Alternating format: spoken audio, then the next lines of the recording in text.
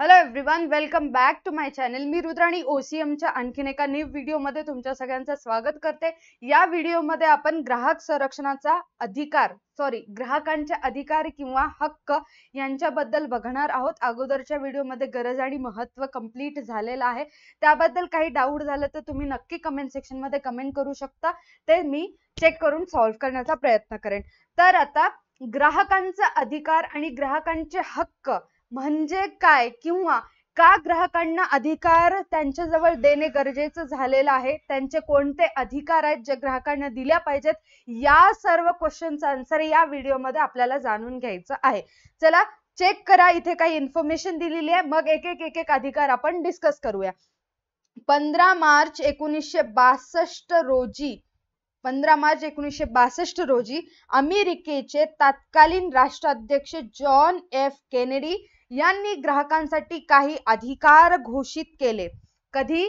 15 मार्च 1962. कोणी केलं? अमेरिकेचे तत्कालीन राष्ट्राध्यक्ष जॉन एफ केनेडी काही अधिकार घोषित केले. म्हणून 15 मार्च जागतिक ग्राहक दिन म्हणून साजरा केला जातो.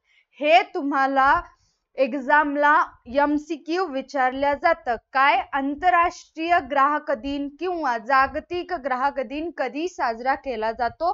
तर त्याचा आन्सर तुम्हाला लिहायचंय 15 मार्च. ओके. ग्राहकांचे अधिकार दैनंदिन जीवनाचा अविभाज्य भाग बनले असून ग्राहकांचे अधिकार ग्राहकांस विक्रेते, उत्पादक आणि दुकानदारांकडून केल्या जाणाऱ्या फसवणुकीपासून संरक्षण देत असतात. ठीक आहे. पहिल्या प्रश्नाचं उत्तर मिळालं. कोणता? ग्राहकांचा अधिकार का गरजेचं झालेलं आहे किंवा त्यांचे अधिकार त्यांना सांगणं का महत्वाचं आहे? तर ज्या पद्धतीने ग्राहकांची फसवणूक केली जाते त्यापासून संरक्षण म्हणून त्यांचे अधिकार ग्राहकांना माहीत असणं हे गरजेचं आहे. जनतेसाठी चळवळ संघटित केली जाते, म्हणजेच विविध यात्रा किंवा एक गट करून त्यांच्यावरती त्यांच्या विरोधामध्ये तक्रारी वगैरे नोंदवल्या जातात, उपोषण वगैरे केलं जाते, एक चळवळ सुरू केली जाते. या मोहिमेचे यश जनतेच्या जागरूकतेवर अवलंबून असते. म्हणजेच की चळवळ किंवा मोहीम करण्यामागचं एकमेव कारण असते की काहीही करून ग्राहक जागृत झाला पाहिजे. फॉर एक्झाम्पल, एखाद्या ठिकाणाहून ती मोहीम जात आहे, चळवळी जात आहेत, आपण काय म्हणतो, सगळेजण लोक यात्रेला म्हणजेच काय, यात्रेला जात आहेत, चळवळीमध्ये सहभागी होतात.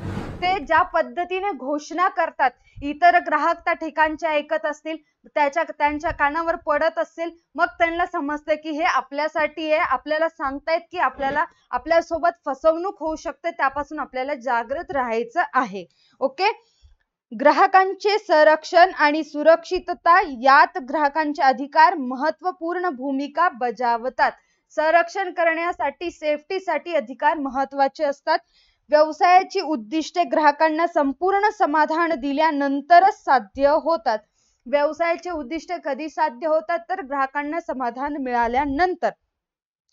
प्रत्येक ग्राहकाने आपल्या अधिकारासंबंधी जागरूक राहून त्यांच्या दैनंदिन जीवनात वापर केला पाहिजे. म्हणजेच आता येणारे जेही काही अधिकार आपण बघणार आहोत, ते अधिकार, त्यांचा उपयोग ग्राहक आपल्या रोजच्या जीवनामध्ये करायला पाहिजे.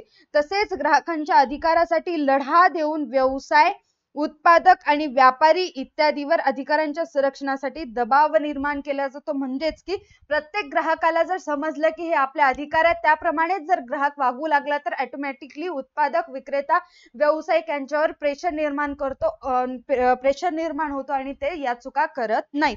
ग्राहक संरक्षण कायदा 2019 मध्ये खालील अधिकार देण्यात आलेले आहेत. आता कोणते कोणते अधिकार आहेत ते स्टेप बाय स्टेप आपण बघणार आहोत. पहिला जो अधिकार आहे तो आहे सुरक्षिततेचा अधिकार. कोणता आहे? सुरक्षिततेचा अधिकार. चेक करा. सुरक्षिततेच्या अधिकारामुळे ग्राहकांचे आरोग्य आणि जीवितास धोकादायक असलेले उत्पादन प्रक्रिया आणि सेवा यापासून संरक्षण मिळते. सुरक्षिततेचा अधिकार काय सांगतो? कुठलाही उत्पादन असू द्या किंवा कुठलाही प्रोडक्ट असू द्या किंवा ती वस्तू तयार करण्यासाठी जी काही प्रोसेस असू द्या, त्यामध्ये ग्राहकांची किंवा कर्मचाऱ्यांची सेफ्टी असणं गरजेचं असतं.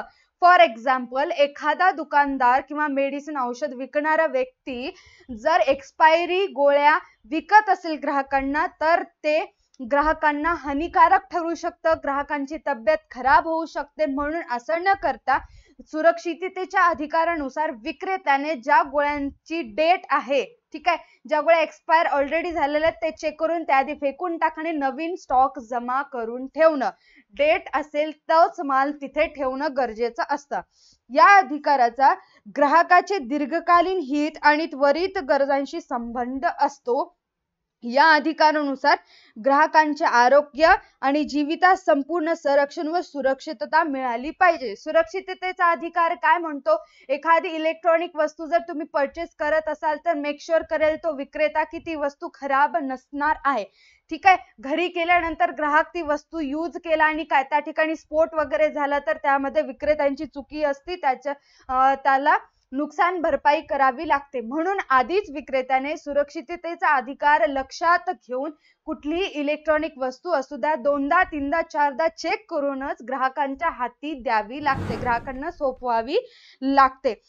ही सुरक्षितता औषधे म्हणजेच मेडिसिन्स एक्सपायरी डेट लक्षात घ्यावं लागतं. विद्युत उपकरणे म्हणजेच इलेक्ट्रॉनिक वस्तू मिक्सर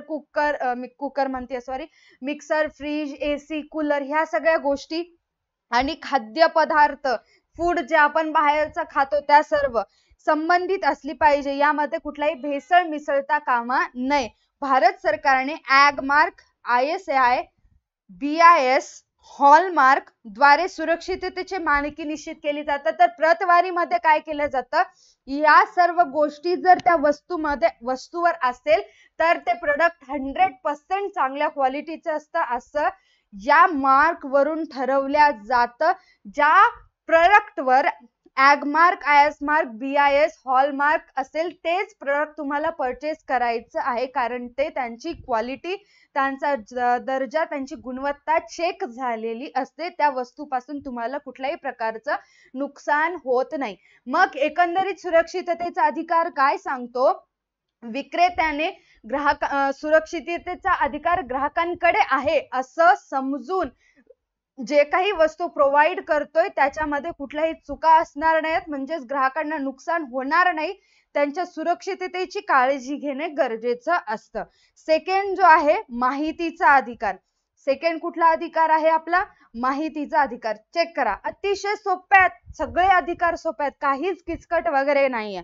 माहितीच्या अधिकारानुसार ग्राहकास उत्पादन व सेवेसंबंधीची पुरेशी माहिती, उदाहरणार्थ त्या वस्तूची किंमत, प्राइस, उत्पादकाचे नाव, ती वस्तू कोणी तयार केली, कुठून तयार झाली हे, उत्पादनाचे घटक मध्ये इन्ग्रेडियंट्स काय यूज केलेले आहेत ते, उत्पादनाचा बॅच क्रमांक, प्रत्येक उत्पादनाला बॅच क्रमांक असतो, उत्पादनाचा दिनांक, उत्पादन वापरण्याची अंतिम दिनांक म्हणजेच एक्सपायरी डेट, माहिती पुस्तिका आणि सुरक्षिततेसंबंधीच्या सूचना देणे आवश्यक आहेत.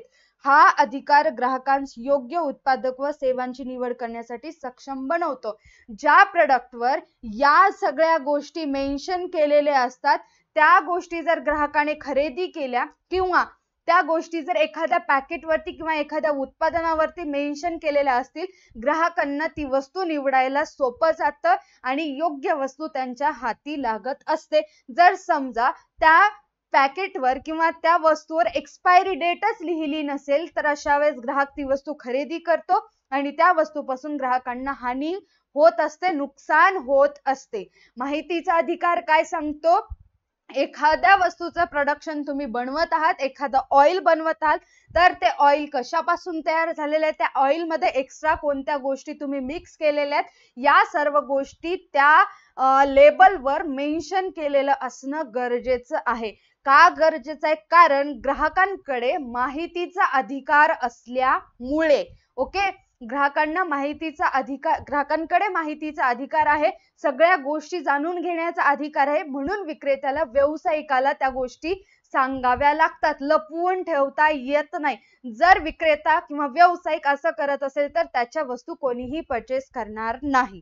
ओके, समजलं? साधं सिंपल. माहितीचा अधिकार खाद्यपदार्थ, वन सेकंड, खाद्यपदार्थ, औषधे, सुटे भाग आणि इतर उत्पादने व सेवांसाठी लागू पडतो. खाद्यपदार्थ म्हणजेच काय, एखादा प्रोडक्ट किंवा एखादा फूड जर बनवला असेल तर त्याच्यामध्ये काय काय यूज केलं, किती प्रमाणात यूज केलं हे गरजेचं असतं. तुम्ही बघू शकता भाकरवडी तुम्ही त्या डब्यावरती चेक करायचे, किंवा एखादी माझाची बॉटल किंवा एखादं चॉकलेट वगैरे असेल तर इतर कोणत्या गोष्टी, इतर कोणत्या केमिकल्स त्याच्यामध्ये मिसळलेल्या आहेत या सर्व गोष्टी लिहिलेल्या असतात.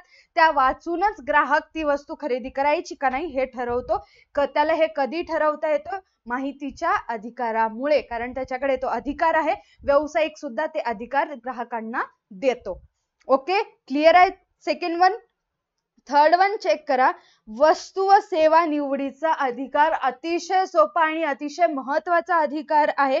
भारतीय ग्राहकास दूरसंचार म्हणजेच टीव्ही, वाहतूक आणि पर्यटन, बँकिंग, इलेक्ट्रॉनिक उत्पादने, ग्राहक उपयोगी वस्तू म्हणजे FMCG, रोजच्या वापरातल्या वस्तू असतात आपल्या त्या, इत्यादी वस्तू सेवा निवडण्याचा अधिकार आहे. माहिती आहे आपल्याला सगळ्या ग्राहकांना स्वतःच्या इच्छेने वस्तू व सेवा निवडण्याचा अधिकार असतो. तुम्ही जर दुकानात गेलात तर जबरदस्तीला विक्रेता घे म्हटलं तर आपण घेत नाही.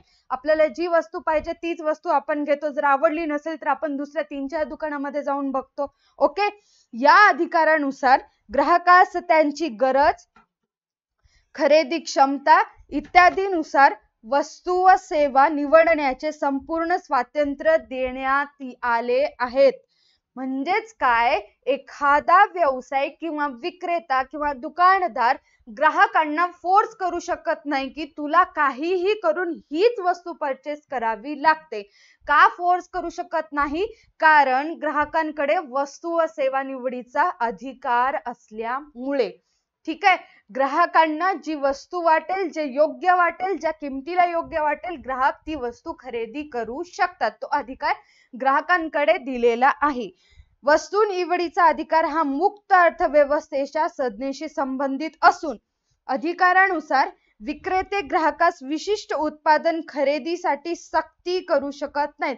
म्हणजेच की तुला हीच वस्तू खरेदी करायची आहे असं म्हणू शकत नाहीत. परिणामी विक्रेत्याची मक्तेदारी टाळणे शक्य होते. आता मक्तेदारी टाळणे का शक्य होते? कारण ग्राहकांना विक्रेता कितीही प्राइस सांगू दे त्या वस्तूची, जोपर्यंत ग्राहकांना पटणार नाही तोपर्यंत तो ग्राहक वस्तू खरेदी करणार नाही. म्हणून मक्तेदारी टाळण्यास सोपं जातं असं म्हटलेलं आहे. हे होतं आपलं वस्तू व सेवा निवडीचा अधिकार. चौथा आहे ग्राहकांचे ऐकून घेण्याचा अधिकार. ओके, ग्राहकांचे ऐकून घेण्याचा अधिकार हा जो आहे तो आता तिसऱ्या अधिकाराशी संबंधितच आहे. वस्तू व सेवा निवडीचा अधिकार कसा संबंधित आहे, कसा रिलेट करतो बघा. तुम्ही एखाद्या दुकानामध्ये गेलात, विक्रेता ऐकूनच घेत नाही की तुम्हाला काय पाहिजे. ठीक आहे, कोणत्या कंपनीचं पाहिजे, कोणत्या ब्रँडचं पाहिजे, ऐकूनच घेत नाही. तो त्याच लावतो, नाही तुम्हाला हेच घ्यावं लागेल, हेच चांगलं आहे, हे सगळेजण हेच घेतात, तुम्हाला परवडेल अशा किमतीमध्ये मी देतो. म्हणजेच काय, हा अधिकार ग्राहकांना तो देत नाही. कोणता अधिकार देत नाही? ग्राहकांचं ऐकूनच घेत नाही. मग अशा वेळेस व्यावसायिकाला समजलं पाहिजे की बाबा ग्राहकांकडे सुद्धा ग्राहकांचं ऐकून घेण्याचा अधिकार आहे. त्यांना ग्राहकांचं ऐकून घ्यावं लागतं. चेक करा काय सांगितलंय. प्रत्येक व्यवसाय संघटनेने ग्राहकांच्या तक्रारी ऐकून घेऊन त्या सोडविल्या पाहिजेत. ऐकून घेणं गरजेचं असतं. एखादी वस्तू विकलो, विक्रेतर सेवा काय असतं माहिती आहे? एखादा विक्रेता विक्रेतर सेवा देण्यास नकार दिला नाही, मग अशा वेळेस काय करतोय? हा अधिकार तो मोडतोय. ग्राहकांचं ऐकूनच घेत नाही. कधी विक्रेतर सेवा दिल्या जातात? ज्या वेळेस ग्राहक त्या वस्तू संबंधित, विकलेल्या वस्तू संबंधित एखादी तक्रार घेऊन विक्रेत्याकडे येतो आणि विक्रेता ती तक्रार ऐकून घेतो, काहीतरी समाधान त्या तक्रारीचं काढत असतो. यावेळेस ग्राहकांचे ऐकून घेण्याचा अधिकार सिद्ध होत असतो. ओके, या अधिकारानुसार ग्राहकास ग्राहक मंचाकडे तक्रार नोंदवण्याची संधी देण्यात येते. ग्राहक मंच काय आहे ते आपण येणाऱ्या व्हिडिओमध्ये बघणार आहोत. तसेच उत्पादनाचा दर्जा, प्रमाण, किंमत आणि बांधणी इत्यादी संबंधीच्या सूचना उत्पादक आणि व्यापाऱ्यास देण्याचा अधिकार ग्राहकास देण्यात आला आहे. म्हणजेच की क्वालिटी कशी असली पाहिजे, आपण रिव्ह्यू देतो ना, तुमच्या क्वालिटीमध्ये थोडंसं तुम्हाला बदल करावा लागेल, या गोष्टी ऍड कराव्या लागतील, तुमची पॅकेजिंग थोडंसं चांगली सुधारावी लागेल. तुम्ही शार्क टँक इंडिया जर बघत असाल तर त्याच्यामध्ये सगळे जेही एंटरप्रेन्योर बसलेले असतात, शार्क्स बसलेले असतात, ते सांगतात आम्ही तुमच्या पॅकेजिंग वरती जास्त फोकस देऊ, तुमच्या ब्रँडिंग वरती फोकस देऊ, तुमच्या ऍडव्हर्टाइजमेंट वरती जास्त फोकस देण्याचा प्रयत्न करू असं म्हणतात. या ठिकाणी तेच सांगितलंय, ग्राहक सुद्धा ओपिनियन देऊ शकतात. आजच्या काळात ग्राहक पोर्टल किंवा मोबाईल ऍप्लिकेशनद्वारे ऑनलाईन तक्रार दाखल करू शकतात. जर एखादी वस्तू जर तुम्ही ऑनलाईन परचेस करत असाल तर तुम्ही हेल्पलाईन नंबरवरती कॉल करून तुमची तक्रार त्या वस्तूशी संबंधित दाखल करू शकता आणि त्या विक्रेत्यावर, त्या व्यावसायिकावर सुद्धा कारवाई करू शकता. हे होतं आपलं ग्राहकांचे ऐकून घेण्याचा अधिकार. बट तक्रार कधी नोंदविली जाते? ज्या वेळेस विक्रेता ग्राहकांचं ऐकूनच घेत नाही, काय सांगतंय, काय बोलतंय याच्याकडे लक्षच घेत नाही, त्यावेळेसच तुम्ही तक्रार दाखल करू शकता. ओके. 5वा आहे ग्राहक शिक्षणाचा अधिकार. कोणता आहे? ग्राहक शिक्षणाचा अधिकार. काय सांगितलंय चेक करा. प्रत्येक ग्राहकास त्यांचे अधिकार आणि समस्या व त्यावरील उपाय समजून घेण्याचा अधिकार आहे. माहितीये ग्राहक शिक्षण म्हणजेच काय, की त्यांचा अधिकार आहे, त्यांना समजलं पाहिजे. काही तक्रारी असतील तर त्या तक्रारी सॉल्व्ह झाल्या पाहिजे, त्यावरतील उपाय त्यांना सांगितलं पाहिजे. हा अधिकार ग्राहकांत जागरूकता निर्माण करण्याचं काम करत असतो. ग्राहक शिक्षण म्हणजेच काय, ग्राहकांना शिकवणं, समजून सांगणं की बाबा तुमच्याकडे हे अधिकार आहेत, त्यांचा उपयोग तुम्हाला करता आलं पाहिजे, एवढंच. ओके. जागरूक ग्राहक योग्य वस्तू सेवा निवडीची सेवेची निवड करू शकतो. ठीक आहे, एखादा ग्राहक आहे, त्यांना त्या ग्राहकाला शिक्षण द्यायला किंवा खूप सारे ग्राहक आहेत त्यांना शिक्षण द्यायला सगळे अधिकार सांगितले, तर अधिकार समजल्यानंतर तो ग्राहक त्याच प्रमाणे ती वस्तू खरेदी करू लागला. ग्राहक काय झाला, जागृत झालेला आहे. त्याला समजलं की आपल्याकडे एवढे अधिकार आहेत, आपल्यावरती कोणीही बंधन आणू शकत नाही किंवा कोणता विक्रेता किंवा कोणता उत्पादक किंवा कोणता व्यावसायिक आपल्यावर प्रेशर टाकू शकत नाही ती वस्तू खरेदी करायला. ओके. तसेच अधिकार व हिताचे अनैतिक व्यापाऱ्याकडून केल्या जाणाऱ्या शोषणापासून संरक्षण करू शकतो. म्हणजेच की जेवढेही व्यावसायिक फसवणूक करतात त्या ग्राहकांविरोधात ग्राहक स्वतः तक्रार करू शकतात, आवाज उठवू शकतात. म्हणून ग्राहक शिक्षणास प्राधान्य देणे आवश्यक आहे. ग्राहकांना जागृत करणं, ग्राहकांना शिक्षण देणं गरजेचं आहे. चळवळ म्हटले होते, त्या चळवळीमध्ये ग्राहकांना जागृत करण्याचं काम केलं जातं. ग्राहकांचे जेवढेही अधिकार आहेत ते त्यांना समजून सांगण्याचा प्रयत्न केला जातो. ग्राहकास प्रचलित कायदे, कायदेशीर प्रक्रिया यांचे शिक्षण व प्रशिक्षण देणे आवश्यक असते. ग्राहकांसाठी असे भरपूर कायदे तयार केलेले आहेत, त्या कायद्यानुसार ग्राहकांसोबत फसवणूक होऊ शकत नाही. जर फसवणूक झाली तर त्या कायद्या अंतर्गत त्यांच्यावरती तक्रार दाखल करता येते. शासन, प्रसार माध्यम आणि अशासकीय संस्था ग्राहक शिक्षणात महत्वपूर्ण भूमिका बजावतात. म्हणजेच की ग्राहकांना समजावं की तुमच्या बरोबर अशा प्रकारची फसवणूक होऊ शकते, हे सांगण्यासाठी टीव्हीद्वारे किंवा इतर कोणत्या प्रसार माध्यमांद्वारे जाहिराती काढल्या जातात आणि त्यातून ग्राहकांना शिक्षण देण्याचं काम केलं जातं. सगळ्यात बेस्ट एक्झाम्पल लहानपणी आपण बघत असलेलो जागो ग्राहक जागो अभियान. दूरदर्शन वरती डीडी किसान किंवा डीडी इंडिया, काय नॅशनल वरती, डीडी इंडिया किंवा डीडी नॅशनल वरती जागो ग्राहकचे जागो ऍडव्हर्टाइजमेंट केले जातात, जाहिराती केले जातात. युट्यूब वरती फक्त सर्च करा, खूप सारे तुम्हाला ऍडव्हर्टाइजमेंट त्या ठिकाणी दिसून येतील, मिळून जातील. ओके. नेक्स्ट वन आहे प्रतिनिधित्व करण्याचा अधिकार. हा सुद्धा अतिशय सोपा अधिकार आहे. बघा, ग्राहक संरक्षण कायद्यातील 1996च्या दुरुस्तीनुसार ग्राहक प्रतिनिधित्वाचा अधिकार देण्यात आलेला आहे. प्रतिनिधित्व म्हणजेच काय, रिप्रेझेंट करणं ऑन बिहाफ अदर पर्सन. ठीक आहे, दुसऱ्या व्यक्तीच्या बदल्यात, एका व्यक्तीच्या बदल्यात दुसरा व्यक्ती रिप्रेझेंट करू शकतो. कायद्यानुसार ग्राहकास वैयक्तिक किंवा सामूहिकपणे ग्राहक मंचात ग्राहकांचे हित जोपासण्यासाठी प्रतिनिधित्व करण्याची संधी देण्यात आली आहे. म्हणजेच की रमेश हा ग्राहक फसवणूक झालेला आहे, पीडित ग्राहक आहे असं म्हणायला हरकत नाही, पीडित ग्राहक आहे, तर त्याच्याकडे तक्रार करण्या इतकं नॉलेज नाहीये किंवा तक्रार करण्या इतके पैसे नाहीयेत. अशा वेळेस त्याच्यासोबतचा दुसरा ग्राहक उमेश रमेशच्या बदल्यामध्ये तक्रार दाखल करू शकतो. ओके. विधिज्ञाशिवाय प्रतिनिधित्व करण्याची परवानगी ग्राहकास कायद्याद्वारे देण्यात आली आहे. म्हणजेच की ऑन बिहाफ दुसऱ्या ग्राहकाच्या बदल्यात एखादा ग्राहक तक्रार दाखल करू शकतो. कधी करू शकतो? ज्या वेळेस त्या ग्राहकाला तक्रार करता येत नाही, त्याच्याजवळ पैसे नाहीत, त्याला कुठल्याही गोष्टीचं नॉलेज नसतो, तेव्हाच याला म्हणतात प्रतिनिधित्व करण्याचा अधिकार. आता हे कधी यूज होतं? जर तुम्हाला या सर्व गोष्टी तुम्हाला माहिती असणं गरजेचं असतात. एखाद्या ग्राहकांसोबत चुकीचं होत असेल तर त्याला त्याच्यामध्ये तेवढी शक्ती, सामर्थ्य, पैसा वगैरे नसेल तर तुम्ही त्याची मदत करू शकतो. 7वं आहे तक्रार निवारणाचा अधिकार. 7वं कोणतं आहे? तक्रार निवारणाचा अधिकार. प्रतिनिधित्व करण्याच्या अधिकाराबरोबरच ग्राहकास तक्रार निवारणाचा अधिकार देण्यात आलेला आहे. म्हणजेच की तक्रारीचं काहीतरी निवारण केलं पाहिजे, समाधान केलं पाहिजे.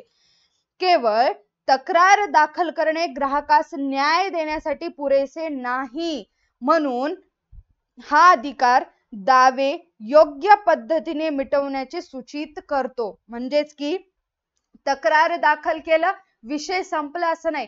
तक्रार दाखल झाल्यानंतर त्या तक्रारीचं काहीतरी एक उपाय किंवा त्या तक्रारी विरोधात काहीतरी एक समाधान मिळणं गरजेचं असतं. हा कायदा सदोष उत्पादने व सेवांची दुरुस्ती, बदली किंवा नुकसान भरपाई इत्यादीची मागणी करण्यासाठी ग्राहकास सक्षम बनवितो. जर एखादी इलेक्ट्रॉनिक वस्तू परचेस केली असेल आणि त्याच्यामध्ये काहीतरी खराबी असेल आणि ग्राहक विक्रेता ऐकत नसेल, दुरुस्त करून देत नसेल, अशा वेळेस तुम्ही त्या विक्रेत्यावरती तक्रार दाखल करू शकतो, कारवाई करू शकतो. मग शेवटी जो निवारण मिळतं त्याच्यामध्ये ती वस्तू एकतर दुरुस्त करून दिली जाते किंवा त्या वस्तूच्या बदल्यात दुसरी वस्तू दिली जाते किंवा त्या वस्तूच्या बदल्यात पैसे दिले जातात किंवा तुमचे सगळे पैसे तुम्हाला परत केले जातात. ओके. ग्राहक संरक्षण कायद्यानुसार ग्राहकांच्या तक्रारींचे निवारण करून दावे मिटवण्यासाठी त्रिस्तरीय तक्रार निवारण यंत्रणा आहे. म्हणजेच की 3 स्तरावरती तुम्ही तक्रार दाखल करू शकता. जिल्हा आयोग,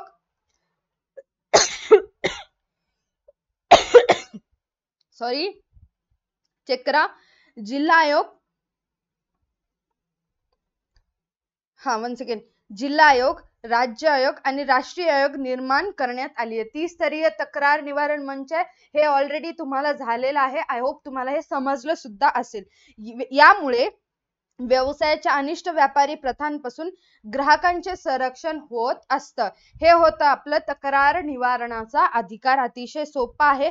8व्या नंबरचा आहे, सेकंड लास्ट आहे, निरोगी पर्यावरणाचा अधिकार. बघा काय सांगितलंय, ग्राहकांना निरोगी आणि स्वच्छ पर्यावरण मिळवण्याचा अधिकार आहे. म्हणजेच की तुम्ही व्यावसायिक लोक सगळ्या वस्तू घेत असतात, सगळ्या गोष्टी मॅनेज करत असतात, ग्राहकांची मदत तुम्हाला लागत असते, तर अशा वेळेस तुम्ही ग्राहकांना एक निरोगी पर्यावरण देणं हे तुमची जबाबदारी आहे. या अधिकारानुसार प्रदूषण करणाऱ्या व्यवसायांविरुद्ध कारवाई करण्याची मागणी ग्राहक करू शकतात. जर एखाद्या गावामध्ये फॅक्टरी असेल, त्या फॅक्टरीमधून विविध प्रकारचे धूर निघत असतील किंवा विविध प्रकारचं सांडपाणी, जर केमिकल युक्त पाणी बाहेर पडत असेल, त्यामुळे गावातील लोकांना त्रास होत असेल, तर अशा वेळेस तेथील ग्राहक किंवा ग्राहकांना त्रास होत असेल, तेथील ग्राहक त्या व्यावसायिकाविरुद्ध, त्या फॅक्टरी विरुद्ध तक्रार दाखल करू शकतात, कार्यवाही करू शकतात.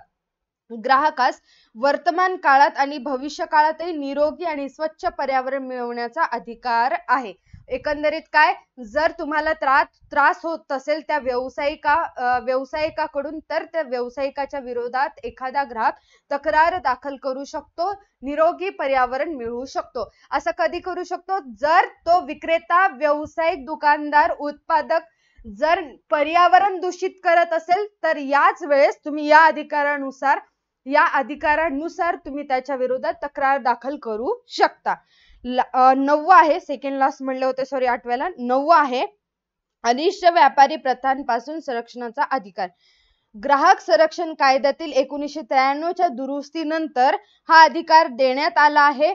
या अधिकारानुसार ग्राहकांना व्यवसायाच्या अनिष्ट व्यापारी प्रथा, उदाहरणार्थ काळा बाजार बऱ्याचदा आपण अभ्यास केलेला, थोडक्यात सांगते, जो काही साठा असतो तो म्हणजे साठा असतो ते सप्लाय केला जातच नाही, जवळ ठेवून घेतला जातो. जेव्हा तुटवडा असतो, त्या वस्तूंचा तुटवडा भासत असतो, त्यावेळेस हळूच मधल्या मार्गे त्या वस्तू विकल्या जातात. याला म्हणतात काळा बाजार. नफेखोरी असं होतं. नफेखोरी म्हणजेच की चुकीच्या पद्धतीने प्रॉफिट कमवणे. सदोष वजने म्हणजेच की एखादी नायक मूवी मध्ये तराजूला खालच्या बाजूने लोहचुंबक लावून काय म्हणजे मॅग्नेट लावून वजन मापे चुकीचे यूज करत होते, इत्यादी गोष्टी. आवाजवी किमती ठेवणे, ग्राहकांना परवडणार नाही अशा किमती ठेवणे, काहीही किमती ठेवणं, भेसळयुक्त पदार्थ बाजारपेठेत आणणं इत्यादी पासून संरक्षण देण्यात आले आहे. अनिष्ट व्यापारी प्रथांविरुद्ध संरक्षणाचा अधिकार म्हणजेच काय, जेही व्यावसायिक ग्राहकांसोबत फसवणूक करतायत, भेसळयुक्त पदार्थ विकतायत, वजन मापे चुकीची वापरतायत किंवा इतर गोष्टी काळा बाजार म्हणा किंवा इतर गोष्टींमुळे त्यांना त्रास देत आहेत, अशा वेळेस तुम्ही ग्राहक अनिष्ट व्यापारी प्रथांपासून संरक्षणाचा अधिकार या अधिकारानुसार त्या व्यावसायिकाविरुद्ध तक्रार दाखल करू शकता. लास्ट आहे बनावट वस्तूंपासून संरक्षणाचा अधिकार. हा अधिकार आरोग्यास धोकादायक, बनावट आणि जीवितास धोका निर्माण करणाऱ्या वस्तूंचे विपणन करणाऱ्या कृती विरुद्ध आहे. म्हणजेच की एकतर याच्यामध्ये दिशाभूल करणाऱ्या जाहिरातींचा समावेश होतो, त्या जाहिराती व्यावसायिकाने करायच्या नाहीये. जर केल्या तर बनावट वस्तूंपासून संरक्षणाचा अधिकार या अंतर्गत ग्राहक तक्रार दाखल करू शकतात. किंवा एखादी औषधी असेल, ते औषधी डुप्लिकेट बनवणं, ओरिजिनल कंटेंट वेगळंच असतं, डुप्लिकेट देणं काही होत नाही, ही घेतलं तरी तुमची सगळी ताप वगैरे कमी होऊन जाते, ग्राहकांना ती वस्तू विकणं आणि ग्राहकांना बिमार पडणं इत्यादी गोष्टी जर होत असेल तर बिमार पडलेला ग्राहक किंवा घरातले जे कोणी असतील ते बनावट वस्तूंपासून संरक्षणाचा अधिकार यानुसार तक्रार दाखल करू शकतात. हे होते 10 आपले ग्राहक संरक्षणाचे अधिकार. असं नाही की फक्त तुम्हाला एक्झाम पुरतच हे अधिकार लक्षात ठेवायचे, तुमच्या रोजच्या जीवनामध्ये आता तुम्ही मोठे होणार आहात, सगळ्या जबाबदाऱ्या तुमच्यावर येणार आहेत, त्यावेळी सुद्धा तुम्हाला हे अधिकार माहिती असणं गरजेचं असतं. हा व्हिडिओ जर तुम्हाला आवडला असेल तर व्हिडिओला लाईक करायचंय, चॅनेलला सबस्क्राईब करायचंय. आजच्या व्हिडिओसाठी एवढंच. भेटूयात येणाऱ्या नेक्स्ट व्हिडिओमध्ये. Tata bye, take care, stay connected.